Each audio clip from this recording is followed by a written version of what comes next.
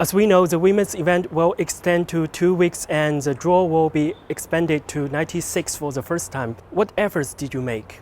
This has been a long process. We've been working with the WTA, and China Open was a premier mandatory event, but we wanted to be on the same level as Indian Wells, Miami and Madrid.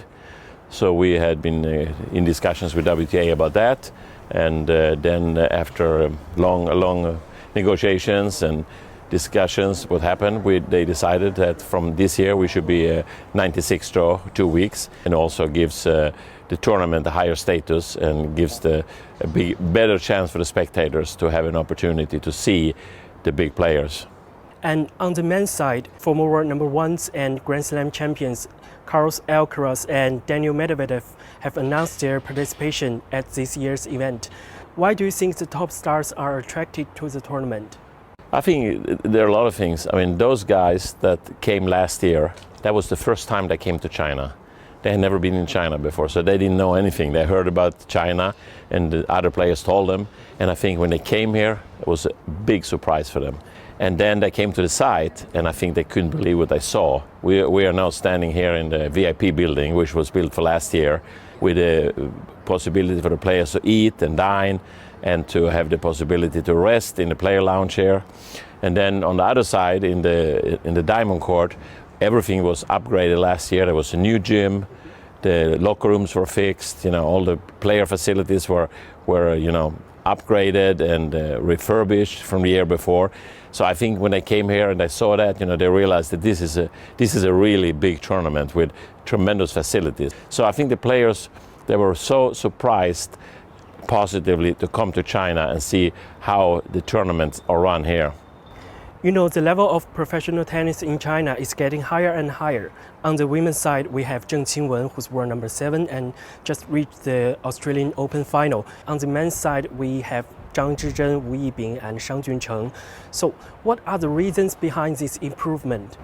I think China is a sporting country, and there has been a lot of effort from the Chinese Tennis Association to promote tennis here. And of course, the China Open is a big help because it gives them opportunity. And the Chinese players, of course, they could get wild cards in the ITF junior tournaments.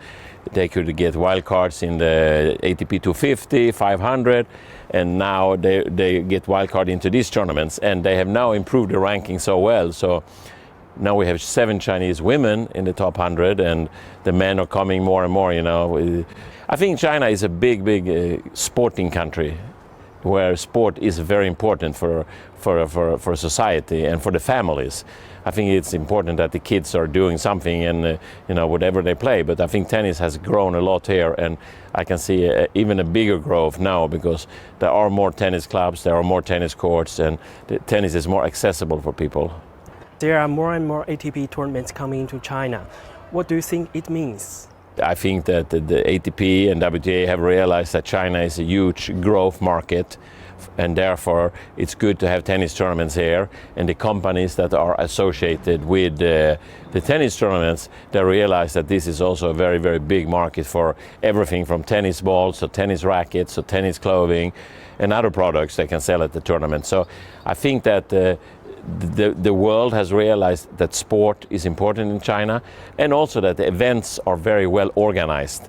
The people who work at events, the staff here at China Open is amazing, and they're very knowledgeable, the staff. I mean, it's a staff that work full time and have a good education, but they also have a lot of experience from the sport. So I think it's a combination of a lot of things. Before we let you go, we know you have umpired all of the ATP's top-level tournaments as well as several Olympic Games.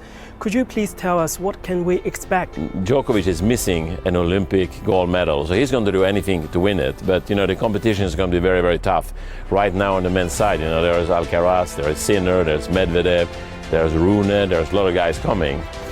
On the women's side, I think it's also a new generation, and you can see that Iga is very hot to win everything. She wants to win every match she plays, and she's number 1 in the world. And Olympic Games is very important, and the Chinese players, I'm sure they're going to be in contention for the big titles. Have Queen Wen, she's number 7 in the world, so she has a good chance, and she'll be top seeded, one of the top seeds. And on the men's side, there's always room for a sensation, and then you have the double. So I think the tennis in the Olympics has come to be very strong, and it's just getting better and better. Mr. Graff, once again, thank you very much for your time. We look forward to the 2024 China Open and we wish you all the best. Thank you.